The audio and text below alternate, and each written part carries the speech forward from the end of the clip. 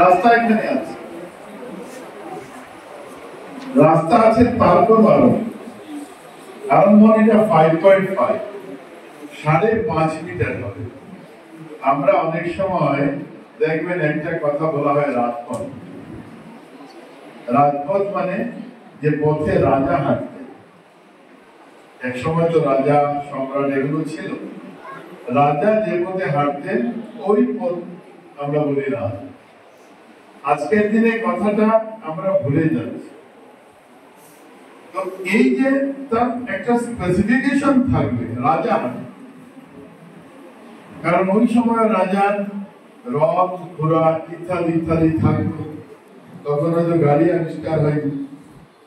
তো ওই সময়ের যে স্পেসিফিকেশন,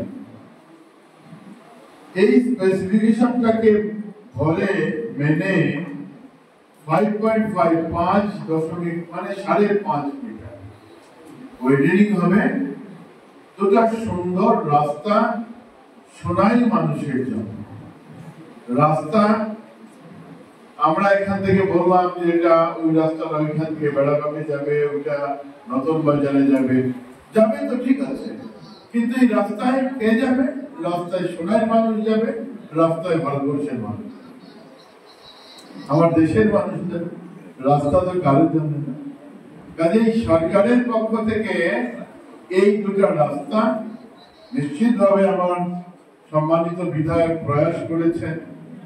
আমরাও সরকারে ছিলাম, আজকের দিনে যে দল সরকার পরিচালনা করে দলে আছি, আপনাদের প্রতিনিধি হিসাবে আছি, সবার সম্মিলিত প্রয়াসে আজকে দুটা বলতে গেলে রাজপথ, বলতে গেলে নয় রাজপথই বলবো, কারণ এই রাজপথটা এরকম যেটার নাম দেওয়া হয়েছে মুখ্যমন্ত্রীর উন্নত পক্ষীপথ। পক্ষীপথ আছে, তার মধ্যে উন্নত।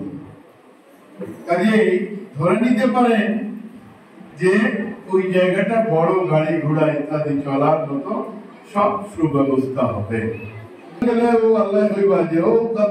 মানুষের রিজিক কাড়িয়ে অঞ্চল তোর এইখানে খানি দিতাম না। समझ गया ना भैया?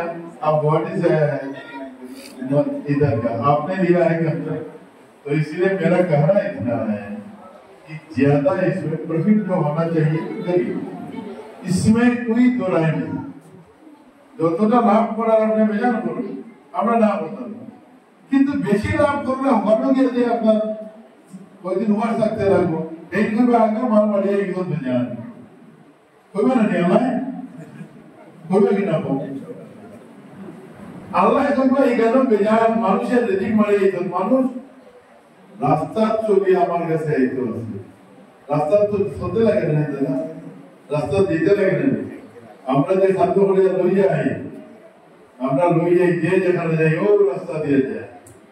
যে রাস্তার থোড়া একটা জমি ঠিকানো দান কর ছোট হইব, আর যে রাস্তা বেশি লাভ করে লইবা ঠিকানো তার খানিমনি আল্লাহ বরং দিবা ভগবানের কাছে। এই কথাটা আমাদের দুই পক্ষেরই বুঝতে হবে, যারা কাজ করি যারা কাজ করাই সবার বুঝতে হবে। এই ক্ষেত্রে আমি বেশি বলতে যাব না, আমি একটু অন্যভাবে বলেছি, কন্ট্রাক্টর মহোদয়কে বলেছি যে আপনি আপনার এটা আপনার ব্যবসা, আপনি ভালো করে করুন, তাতে আমাদের কোনো আসে যায় না। আমি যদি চালের কারবার করি, ডালের কারবার করি, তেলের কারবার করি, আমিও তো লাভ করবো, আমার তো পেট আছে, আপনিও লাভ করেন, কিন্তু নিয়ম সঠিকভাবে করেন। নিয়মের বাইরে যাবেন না। 10 কোটি লাভ যদি আপনি এখানে 50% পাই, 5 কোটি করে জিতে গিয়ে 5 কোটি যদি আপনার গড়ে যায় গিয়ে আপনার জীবনেরও শেষ না, আপনি আপনার ওখানে তো ফাটা মারি দিলাম, এখানে তো আল্লাহর কাছে ভগবানের কাছে তো আপনার এটা তাই যদি অত দুর্বল থাকতা হিসাব পত্র না জানতে আপনার নামাজ পড়ে ঠিকই আইন বাক্কা বড় না নিতে তাই সকল জানেন, তাই অন্তর আমি বুঝে না তাই আর তাই যে সিন্দুরের টিকা লাগাই তাই না ভগবানের নাম না নাহলে সিন্দুর নাম না লাগাই না, ভগবানের বুঝে না সব হিসাব বলে তুই লাভ করতে আসলে ভাই 15% তুই লাভ করলি তো 65%, ওইখানেও গেলে তোর খালি মনে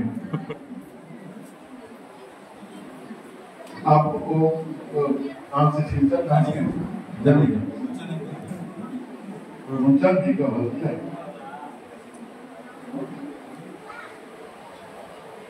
ये कौन सा कंपनी ने चिकन है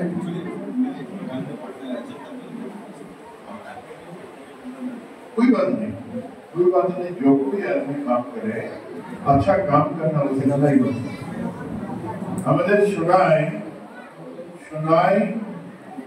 অনেক সাফার করেছে আমি পিডব্লিউডি ছিলাম আমি জানি অনেক সাফার করেছে তার জন্য আপনারা যদি দাদা আপনি যদি নেন হিসাব নেই তাহলে দেখবেন আমি পিডব্লিউডি 4 বছর ছিলাম উজাড় করে সোনাইকে রাস্তা দেওয়ার প্রয়াস করেছি উজাড় করে দিয়েছি ভেবেছিলাম যে ওই সময় আমার দলের লোক ছিলেন কিন্তু তাই যে পৃথিবীতে ঠিকাদারি করবো এটা বুঝছি অমরতলাকে বংশসর আমি আনি